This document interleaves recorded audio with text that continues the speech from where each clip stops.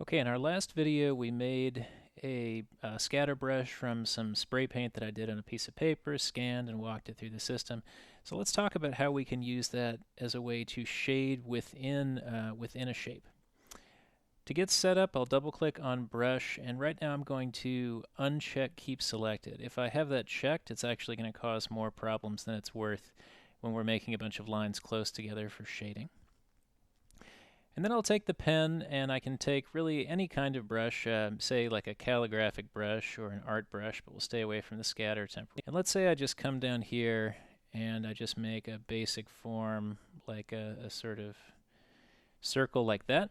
Okay, so this has an art brush on it that gives it already a somewhat painterly look.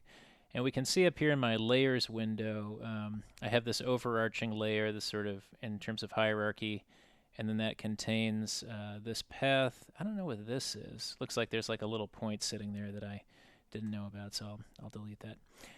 Okay, now I will select this guy, which I can do either by clicking here or use the black arrow.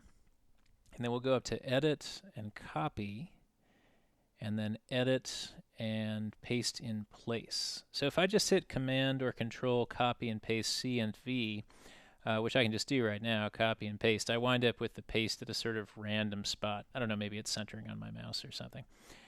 So I'll hit undo. So I want this thing to paste exactly where the first one was, and even though nothing appears to have changed, now we can see both of them up here in the layers window.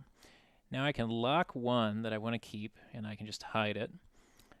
And I will select the other one, and then we'll come down here and use this hard to find feature.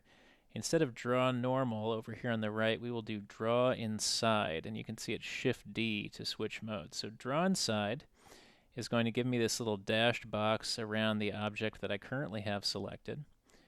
Now here's a step that I kept missing before. It's important to click off here into space somewhere, and then B for brush, we will pick our scatter brush. And now we can come back in here and start to give this some shading, like it's more of a sphere than a circle. So with the brush, I'll just do this. I won't really see a preview yet, but once I'm done, oh yeah.